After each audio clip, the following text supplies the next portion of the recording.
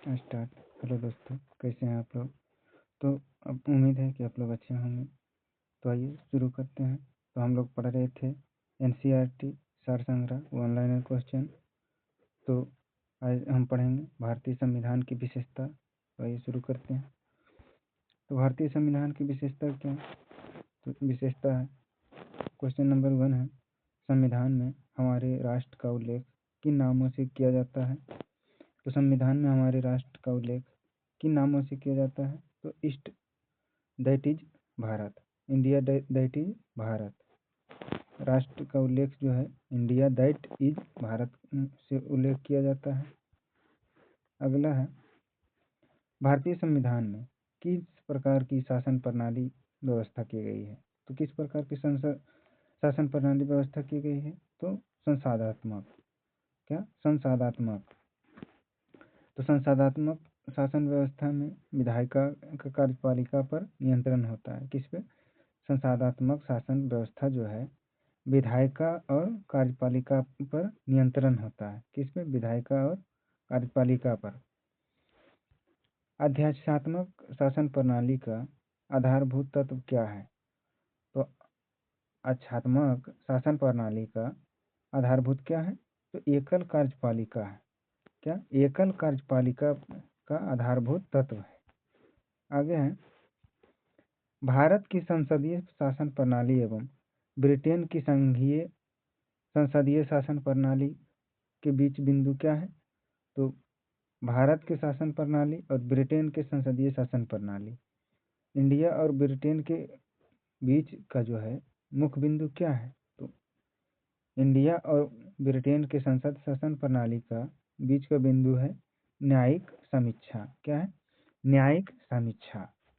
अगला है, भारत का संविधान परिसंघीय है। भारत का संविधान कैसा है? तो परिसंघीय है। तो परिसंघीय है कि यह किससे निर्धारित होता है? तो यह किससे निर्धारित होता है? भारत का संविधान तो परिसंघीय है, तो यह किससे निर्धारित होता है? तो केंद्र और राज्य के बीच शक्तियों के वितरण से। किसे? केंद्र और राज्य के बीच जो संघीय शक्ति होता है उससे क्या होता है? वितरित होता है। तो आगे है, भारत का संविधान का मूल कितना है? तो 7 गो है। कौन कौन? स्वतंत्रता, समानता, भ्रातृत्व, प्रभुता, समाजवादी, पंथनिरपेक्ष और लोकतांत्रिक। लोकतांत्रिक। तो ये 7 हैं भारत के संविधान के मूल। तो अगला है, नीति निर्देशक तत्वों तथा मूल अधिकारों को संविधान की आत्मा किसे कहा जाता है? तो संविधान की आत्मा किसे कहा जाता है? तो ग्रेनविल ऑस्टिन को। किसका? ग्रेनविल ऑस्टिन को क्या कहा जाता है? संविधान की आत्मा। संविधान की आत्मा किसे कहा जाता है? तो ग्रेनविल ऑस्टिन को। अगला है, मूल संविधान में कुल कितने अनुच्छेद और अनुसूचियां होती है? तो मूल संविधान में कितने अनुच्छेद होता है? तो कितने अनुच्छेद होते हैं? तो 395 अनुच्छेद होता है। कितने? 395 अनुच्छेद होता है। और कितने? 8 अनुसूची होता है। कितने अनुसूची होता है? तो 8 अनुसूची होता है। तो हमारे मूल संविधान में 395 अनुच्छेद हैं और 8 अनुसूचियां हैं। कितने हैं? 395 अनुच्छेद और 8 अनुसूची हैं। अगला है, सर्वप्रथम कांग्रेस के किस अधिवेशन में जन गण मन गाया गया था? तो किस अधिवेशन में जन गण मन गाया गया था? तो कलकत्ता अधिवेशन में। किसमें? कलकत्ता अधिवेशन में जन गण मन गाया गया था। और कलकत्ता अधिवेशन कब हुआ था? तो ये हुआ था 1911 ईस्वी में। कब? 1911 ईस्वी में हुआ था कलकत्ता अधिवेशन। उसी समय हमारे जो है राष्ट्रगान जो है जन गण मन गाया गया था। तो बताइए, जन गण मन का जो है कितने सेकंड में गाया गया था? तो जन गण मन जो गाया गया है उसका सेकंड कितना समय है? तो 52 सेकंड में गाया गया है। कितने सेकंड में? 52 सेकंड में। तो भारतीय संविधान की जटिलता के कारण इसे वकीलों का स्वर्ग कहा जाता है। तो पूछेगा क्वेश्चन, वकीलों का स्वर्ग किसे कहा जाता है? तो संविधान की जटिलता को। किसको कहा जाता है? तो संविधान की जटिलता को क्या कहा जाता है? तो भारत का संविधान कहा जाता है। अगला है, भारतीय संविधान अधिक कठोर तथा अधिक लचीले के मध्य एक अच्छा संतुलन स्थापित करता है। यह कथन किसने कहा था? तो यह कथन किसने कहा? भारत का संविधान अधिक कठोर है तथा अधिक लचीला है के बीच संतुलन स्थापित करता है। यह कथन किसने कहा? तो केसी वेयर ने। केसी वेयर ने कहा था। किसने कहा था? केसी वेयर। तो भारत ये संविधान जो है अंशतः कठोर और लचीला है। क्या है? कठोर और लचीला है हमारे भारत का संविधान। अगला क्वेश्चन है, भारतीय अर्धसंघात्मक राज्य। तो अर्धसंघात्मक राज्य किसने कहा था? तो अर्धसंघात्मक राज्य किसने कहा था? तो केसी वेयर ने। केसी वेयर ने कहा था। अगला है, भारतीय संविधान के बृहद होने का कारण क्या है? तो बृहद होने का कारण क्या है? तो संघ और राज्य एकल संविधान है, इसलिए बृहद संविधान का कारण है। हमारे संविधान का कारण क्या है बृहद होने का? तो संघ और राज्य एकल संविधान है। एकल संविधान है, इसीलिए हमारे संविधान बृहद है। अगला क्वेश्चन है, अपनी राष्ट्रवादी प्रक्रिया में भारतीय संविधान के निर्माताओं ने अल्पसंख्यकों के हितों तथा भावनाओं के महत्व को कम करके आंका है। यह कथन किसने कहा? तो राष्ट्रवादी प्रतिक्रिया, भारतीय संविधान के निर्माता अल्पसंख्यक के हित तथा भावनाओं के महत्व को कम करके आंकना, यह कथन किसने कहा? किसका है? तो आइवर जेनिंग्स का। किसका? आइवर जेनिंग्स का कथन है। अगला है, भारत में राजनीतिक सत्ता का प्रमुख स्रोत कौन है? तो भारत का जो है राजनीतिक सत्ता जो है इसका प्रमुख कारण क्या है? तो हमारे इंडिया का जनता है। क्या है? तो हमारे इंडिया के जनता है, राजनीतिक सत्ता है। अगला है, कोई भी संविधान कितना भी अच्छा क्यों ना हो, यदि उसे क्रियान्वित करने वाले बुरे व्यक्ति हो तो संविधान भी बुरा हो जाता है। यह कथन किसने कहा था? यह कथन किसने कहा कि हमारे संविधान कितना भी अच्छा क्यों न हो, यदि उसे क्रिया करने वाला व्यक्ति बुरा हो तो हमारे संविधान भी बुरा हो जाएगा। तो भीमराव अंबेडकर ने कहे थे, डॉक्टर भीमराव अंबेडकर ने कहा। अगला है, संविधान को संघात्मक के तंग ढांचे में नहीं ढाला गया है। यह कथन किसने कहा? हमारे संविधान जो है संघात्मक तंग ढांचे में नहीं ढाला गया है। तो भीमराव अंबेडकर ने कहा है। किसने कहा? भीमराव अंबेडकर ने। अगला है, भारत की स्वतंत्रता के बाद भारतीय राष्ट्रीय कांग्रेस को एक राजनीतिक दल के रूप में भंग कर दिया जाना चाहिए। यह सुझाव किसने दिया? तो यह सुझाव महात्मा गांधी ने दिया। किसने दिया? महात्मा गांधी ने दिया। अगला क्वेश्चन है, भारतीय संघवाद को सहकारी संघवाद किसने कहा? तो सहकारी संघवाद किसने कहा? तो ग्रेनविल ऑस्टिन ने। किसने कहा? ग्रेनविल ऑस्टिन ने कहा सहकारी संघवाद। तो संविधान को सहकारी संघवाद किसने कहा? ग्रेनविल ऑस्टिन ने।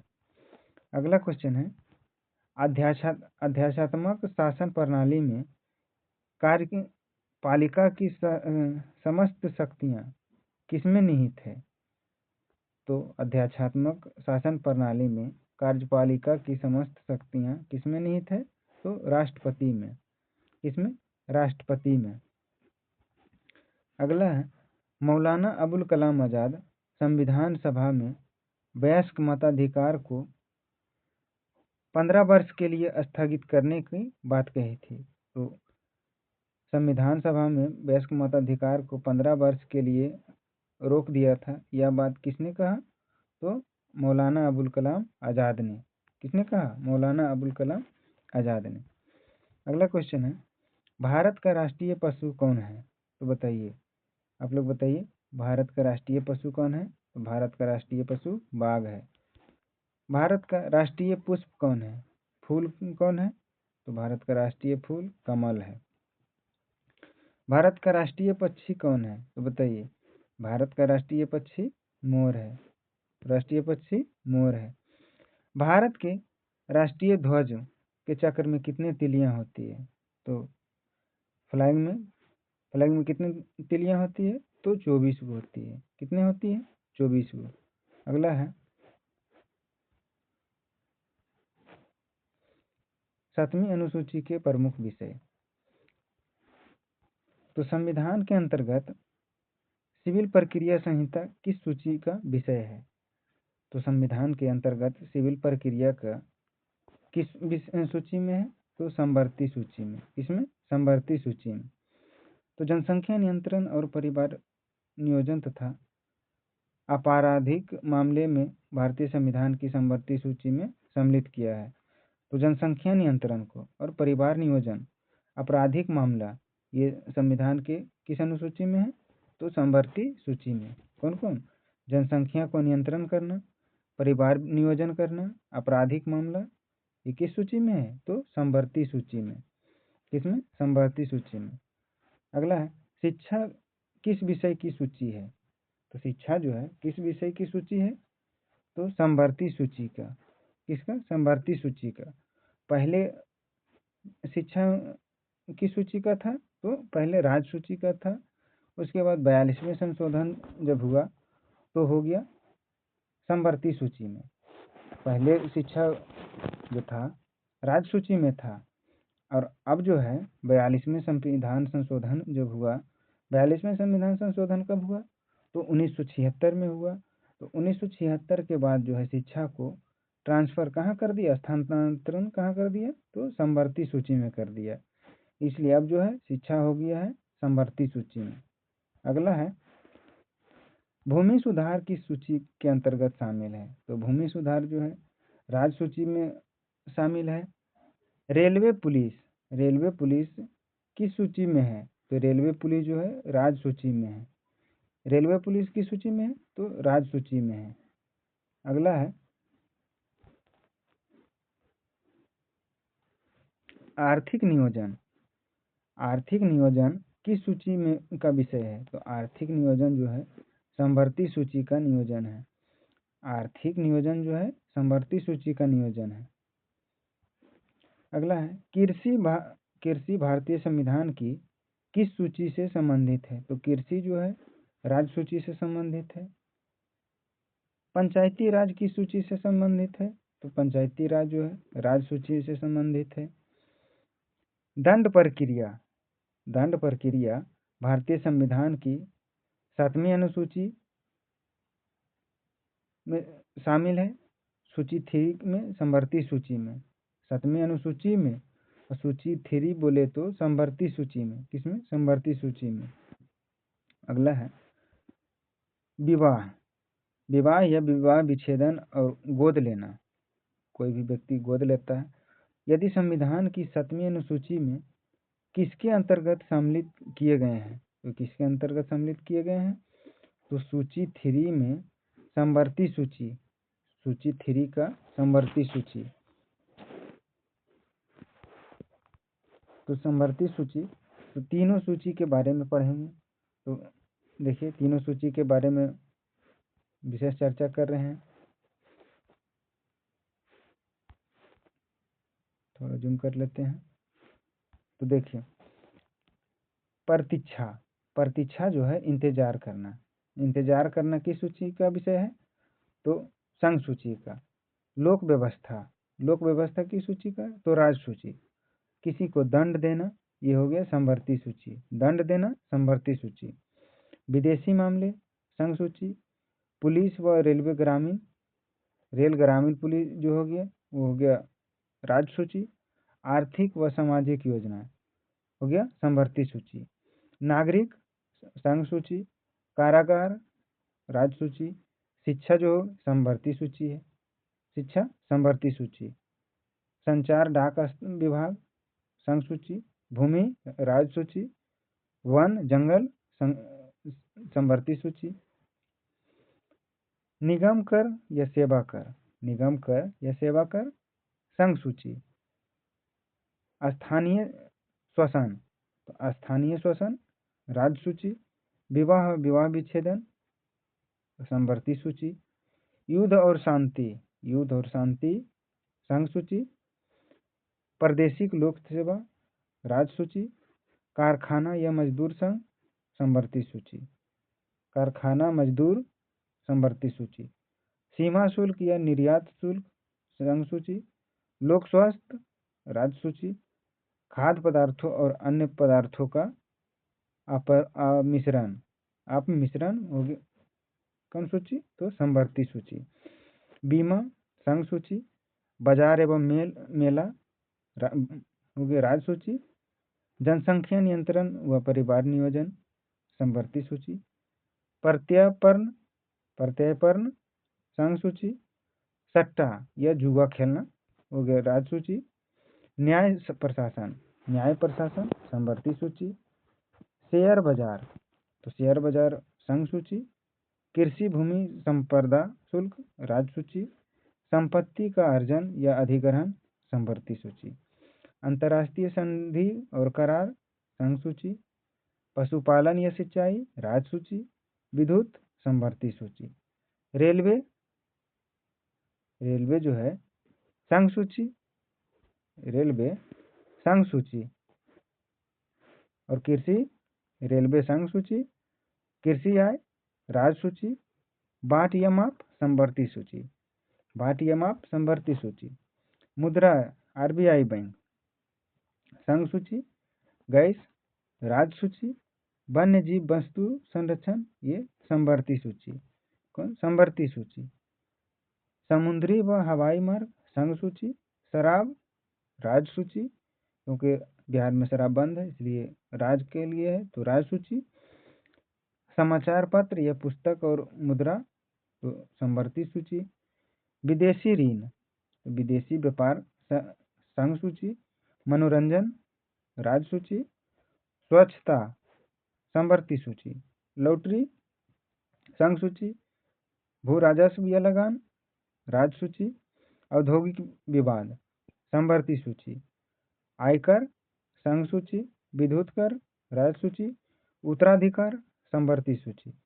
जनगणना संघ सूची। पथकर टोल टैक्स राज्य सूची। विधि वृत्ति चिकित्सा समवर्ती सूची। डाकघर बचत बैंक, डाकघर पोस्ट ऑफिस अकाउंट तो संघ सूची। प्रति व्यक्ति राज्य सूची। कीमत नियंत्रण समवर्ती सूची। स्टॉक एक्सचेंज संघ सूची। विलासिता की वस्तु पर कर हो गया राज्य सूची। जन्म मरण मृत्यु परमाणु समवर्ती सूची, जन्म मरण समवर्ती सूची। वर्तमान में संघ सूची कितना है तो 100 है। 100 संघ सूची। 61 समवर्ती राज्य सूची, राज्य सूची। और 52 समवर्ती सूची, 52 समवर्ती सूची।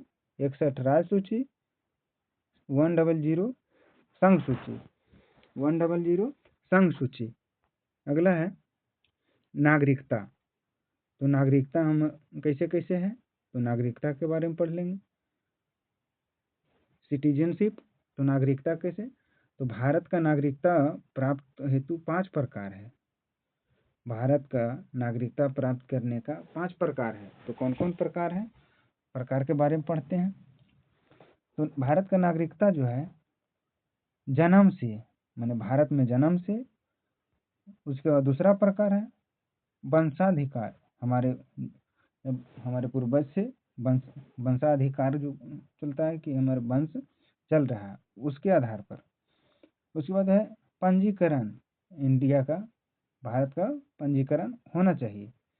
उसके बाद है चौथा है देशीकरण, देशीकरण के तहत, देशीकरण के तहत।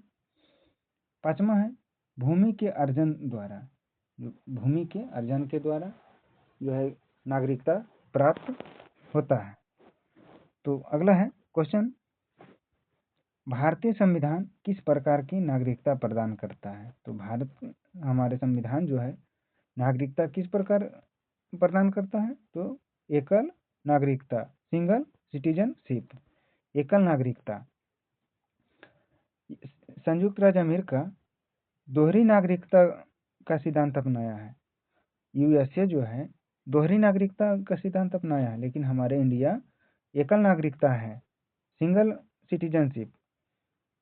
सिर्फ अमेरिका जो है डबल नागरिकता है, लेकिन हमारे इंडिया जो है सिंगल नागरिकता है। अगला है नागरिक संशोधन अधिनियम 2019 में किन देशों के हिंदू, बौद्ध, सिख, जैन, पारसी तथा ईसाई नागरिक को भारत की नागरिकता प्राप्त करने का प्रावधान है? तो किस देश का? तो हिंदू, बौद्ध, सिख, जैन, पारसी और ईसाई नागरिक को भारत की नागरिकता प्रदान करने का प्रावधान पाकिस्तान, बांग्लादेश और अफगानिस्तान में संशोधन अधिनियम 2019 में हुआ है। तो हिंदू, बौद्ध, सिख, जैन, पारसी, ईसाई नागरिक जो है भारत की नागरिक प्रदान करने का प्रावधान है। किस कौन कौन देश के? तो पाकिस्तान, बांग्लादेश और अफगानिस्तान का। अगला क्वेश्चन है भारतीय नागरिकता किस आधार पर समाप्त हो सकती है? तो किस आधार पर समाप्त हो सकती है? तो परित्याग। किस परित्याग से हो सकती है? पर्यवसान से हो सकती है। वंचना के आधार पर समाप्त हो सकती है। तो हमारी नागरिकता 3 आधार पर समाप्त हो सकती है: परित्याग, पर्यवसान और वंचना के आधार पर। 3 आधार पर समाप्त हो सकती है। अगला क्वेश्चन है भारत से बाहर कितने वर्ष लगातार रहने पर भारत का नागरिकता समाप्त हो सकती है?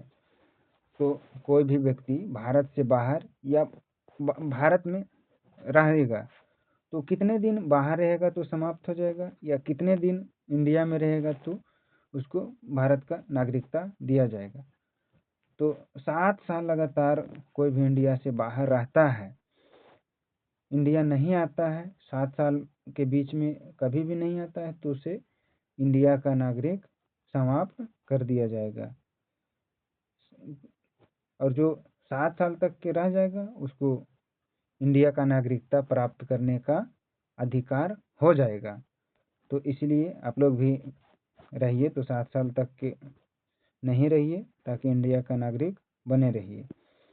अगला है प्रवासी भारतीय दिवस कितने समय अंतराल पर मनाया जाता है?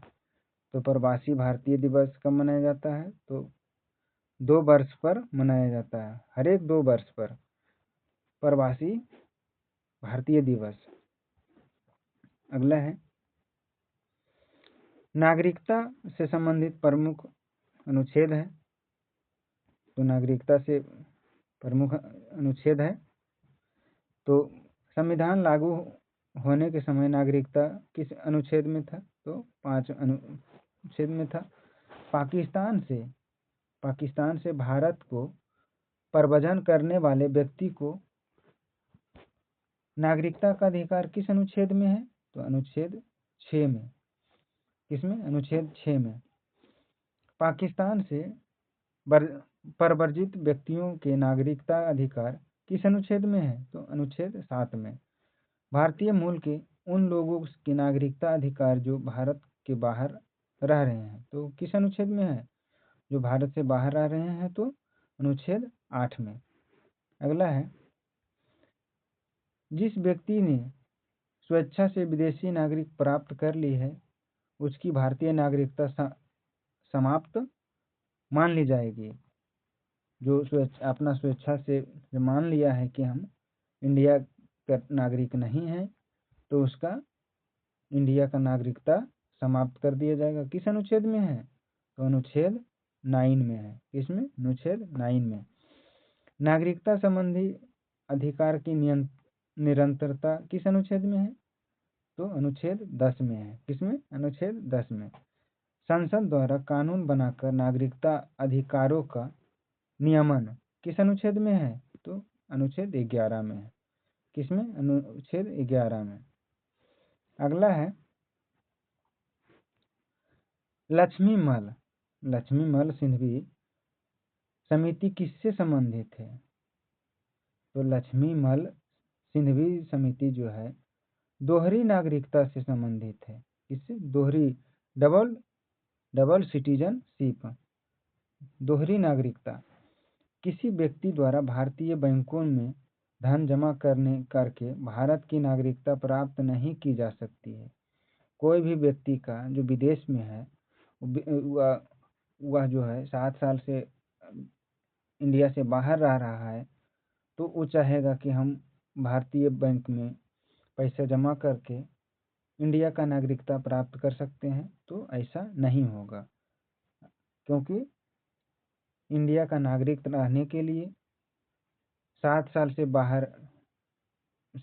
तक इंडिया से बाहर नहीं रहना चाहिए।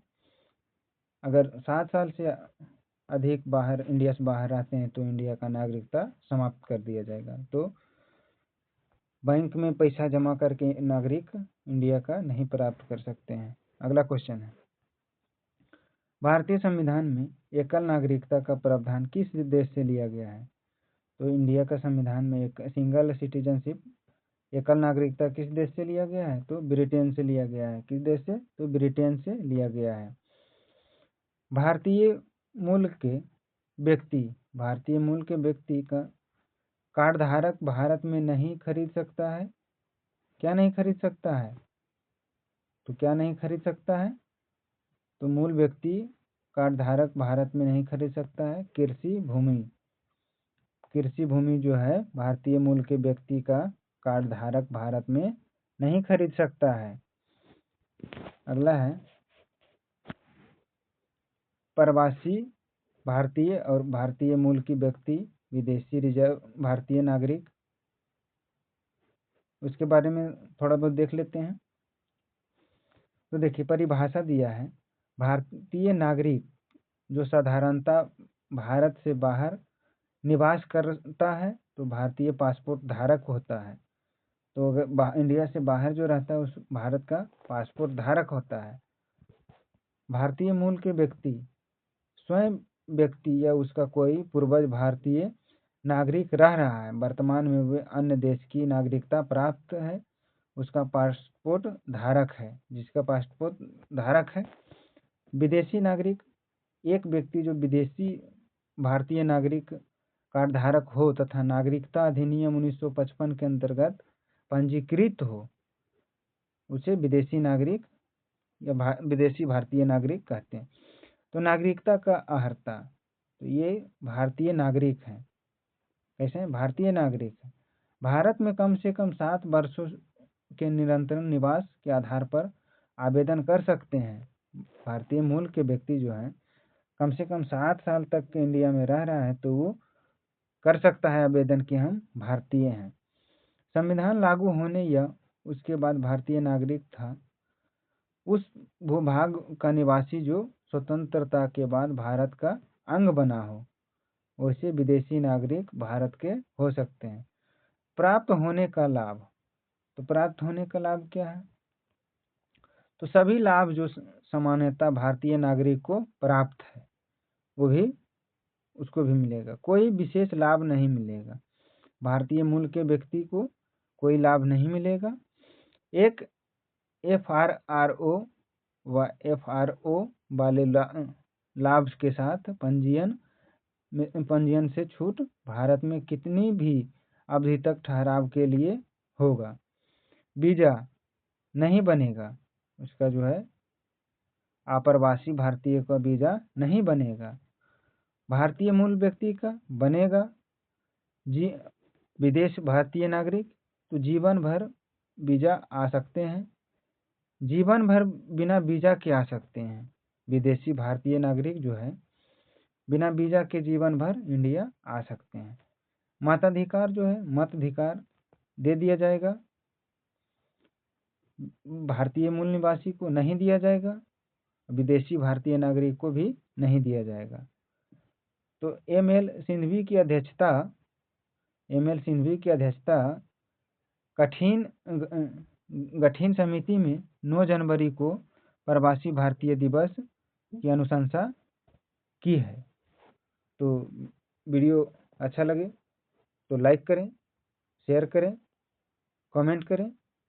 चैनल पे नए हैं तो चैनल को सब्सक्राइब कर लें ताकि आने वाले वीडियो का नोटिफिकेशन मिलता रहे। तो आज यहीं तक के, हम अगला चैप्टर कल पढ़ेंगे। तो इसी तरह से NCERT सार संग्रह शुरू से ही पढ़ते जा रहे हैं, तो वीडियो में बने रहिए, देखते रहिए, पढ़ते रहिए। तो वीडियो यहीं तक है, अगला वीडियो हम कल लेकर आएंगे। तो धन्यवाद, जय हिंद।